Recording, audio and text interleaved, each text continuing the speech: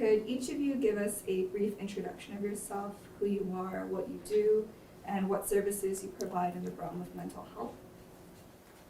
Okay. I'm a psychiatrist. I'm currently running a private practice in Koreatown, last year and a half. So coinciding with the Corona time, so it was very timely. And I am a board certified psychiatrist both in Korea and in US. And so I provide psychiatric evaluation, and then mainly more focus on the medication management, but also provide within half an hour time frame some supportive talk therapy too. I'm Seungmin Jackson, and I'm a therapist at KYCC. I provide mental health counseling and case management services to children, youth, and families. And I do some outreach work. I reach out to schools in LA and introduce our clinical services. And I'm Grace Park. I'm the clinical services manager at the Koreatown Youth and Community Center. And I'm the administrative overseer of an outpatient mental health contract here in Koreatown. Thank you for sharing.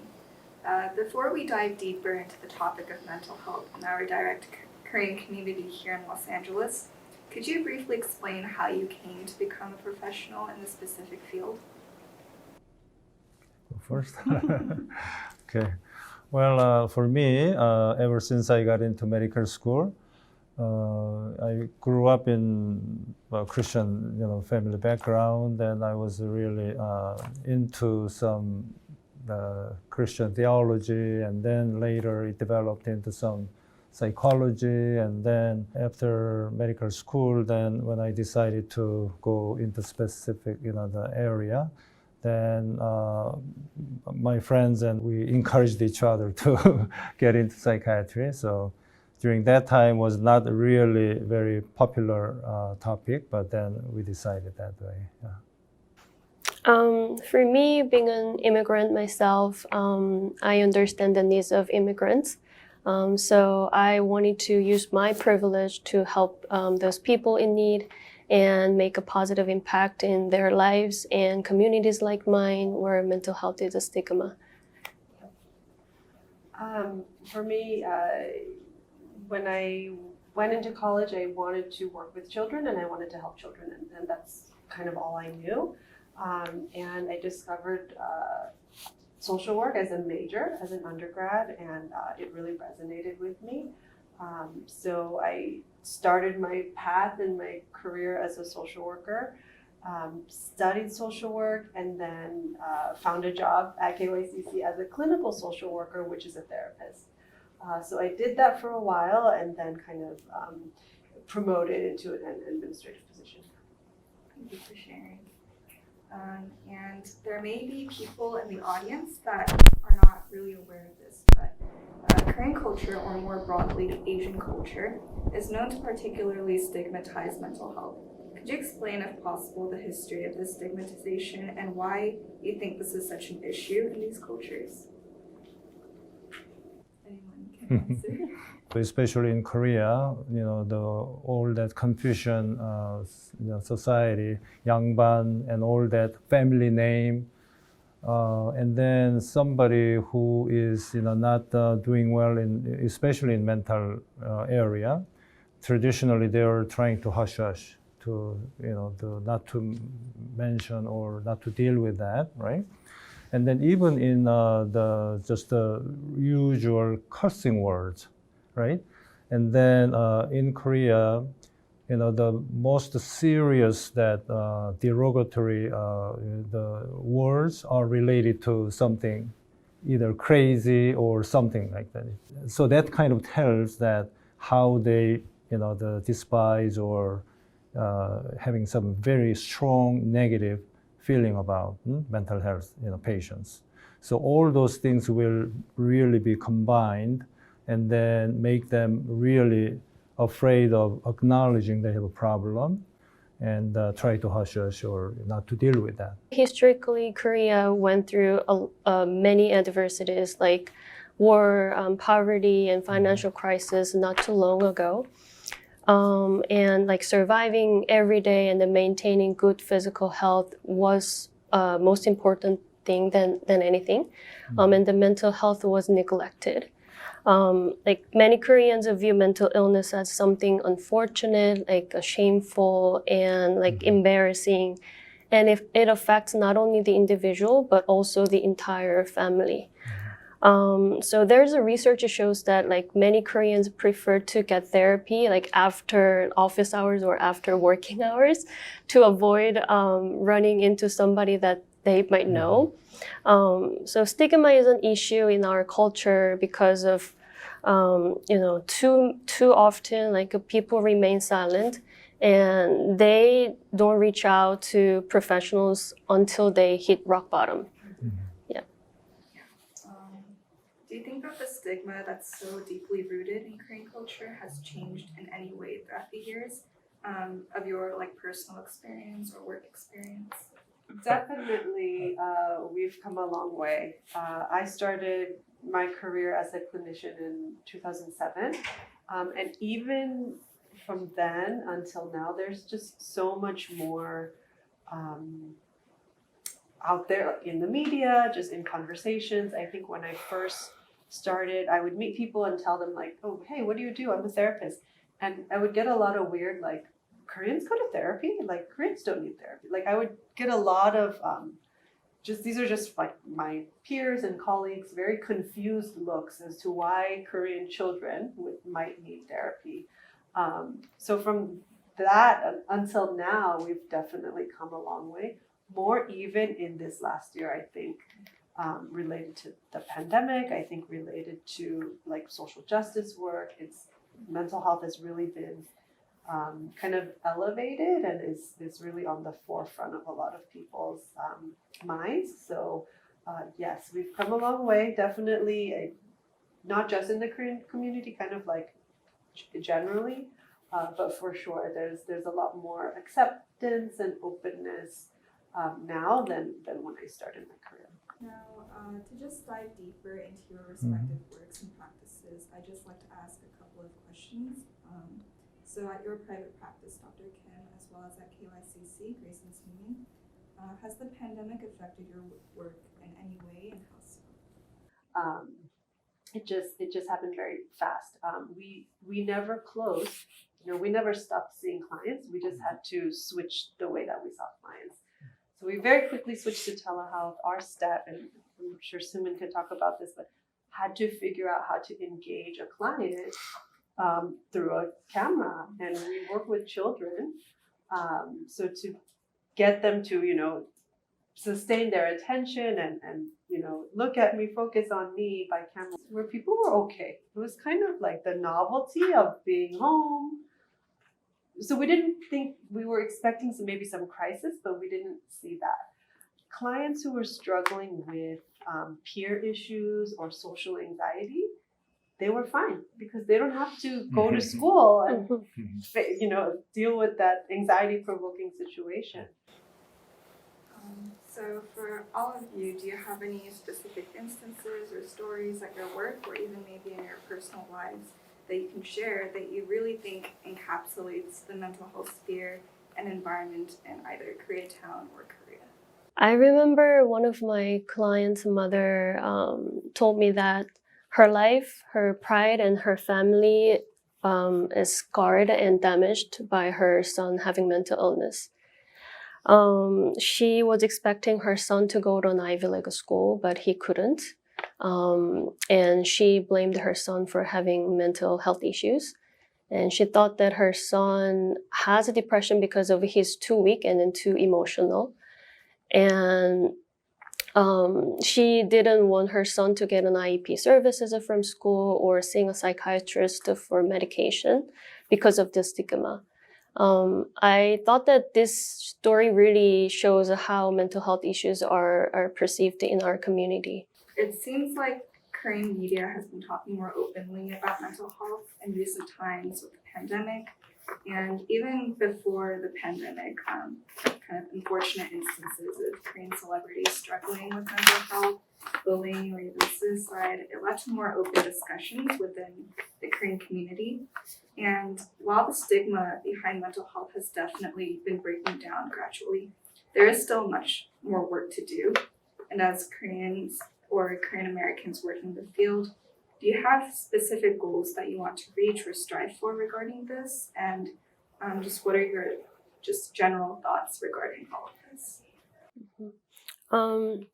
I think it's great that more people talk about mental health issues and then self-care these days on the media and social media.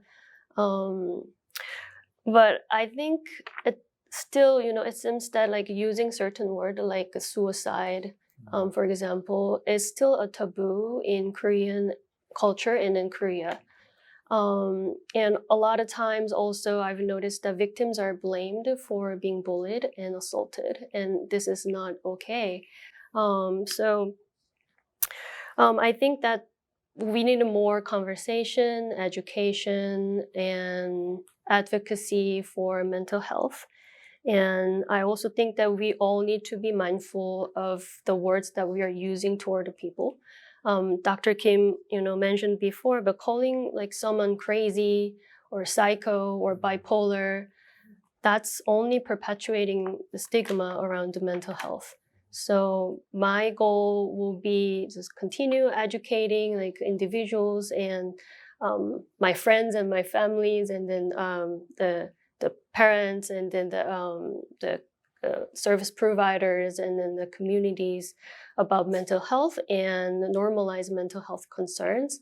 And I'm hoping to see more people become a mental health advocate. Yeah, I think any media attention on mental health is good, right? So we're putting a spotlight on a problem. For us, we work in the field, we see it every day, but for other people, it may be something that's very unfamiliar to them or not commonly discussed. So media attention is good. However, I oftentimes this only makes the news when something very tragic happens. So if there is a celebrity who has killed themselves, this is when it's like buzzing in the news. And we don't want it to wait to get to that point, right? We think there ought to be discussion and attention and light being shed on mental health prior to that crisis point. And that people would be interested in mental health again, not when it's such a, big tragedy or when it's kind of splashy. So definitely we want, lots of conversations. I think, people who are in positions of being able to influence others, if they are, open to talking about mental health, I think that's great. For us, for QACC, we do a lot of community outreach. So kind of traditional community outreach using our own social media platforms, engaging with ethnic media, going out to schools, going out to churches, giving talks. We've always done that. We continue to do that. I think we're trying to find more creative ways to do outreach. One thing that our newest idea is to engage youth to be ambassadors for mental health for their peers, right? So instead of just hey, you sign up for therapy, hey, you learn what therapy is so that you can tell if your friend is hurting, you would be comfortable having a conversation with your peer and encouraging them to seek services. And for KYCC, what are some things that both the youth and older generation can tangibly do to help with improving mental health among youth specifically? I would say be open and be curious about mental health, and check on one another and encourage each other to get help. For older generations, ask your children what happened instead of saying what's wrong with you. Yeah, I mean, I think if we think of parents and children, definitely parents, keep an eye on your children. And then for everyone, it doesn't, regardless of age group, I think the importance of social connections. So having, the clients that we worry about are the clients who are isolated, who, I don't have friends, or again, I have social anxiety. So knowing how protective that could be if you have social support. So whether that's through your church or through your sports team or through your hiking club or whatever it is that you're in, again, all generations, just seeking that out. So checking on each other, reaching out to that friend you haven't talked to in a long time, but also being proactive about signing up for these types of things so that you can have social support. Thank you so much for coming out to this discussion panel today. Before we conclude, it would be nice if each of you could share like a just concluding message of hope and honestly any message regarding mental health and its awareness to the audience. So, yeah. Well, to ultimately, each individual has I say to young people, it's a project of building one's own life, right? So that requires a lot of taking care of a lot of different dimensions. So need to really pay attention to every aspect of a human being. So it's almost like a practice every day. You do good practice to build up your life, and then ultimately your life will become more happier, more meaningful, more joyful, more healthier. So it's a really awesome project that you have to really, each individual has to think seriously and then really work hard diligently. Yeah, everyday practice. I would share the one story that my client that told me. So one of my clients told me that he felt like he was living in a dark prison, and therapy was a bright light in his prison, and that made me really, really happy as a therapist and social worker, and gave me the reason why I'm doing this work and continue to do what I do. My message to everyone is like, it's okay not to be okay, and it's okay to say you're not okay, and it's okay to ask for help. For me, we treat children and teens. So when I talk to our staff about our work, my hope is that our work is early intervention. So we're catching things early where we can really impact the lives of children and their families. I think of when adults enter treatment, I always think, I wish they would have come earlier, right? Or if I have a 17-year-old, I wish he would have come when he was 12, right? So we have, for those families who come to us and like entrust us with their children and their wellness, we really have this important responsibility where we can really catch things early before it gets worse. The other message I have for the audience is, we need mental health advocates, but we also need mental health practitioners. So we want people to join the field, study psychiatry, study social work, study psychology. I think for the Korean community, we do need more Korean bilingual, bicultural providers who can work for this community that needs that language access and needs, people who culturally understand where they're coming from. So it's my message to, students to explore this career and join us because there's a lot of work to do. Thank you so much for just your time and just your wise words as well.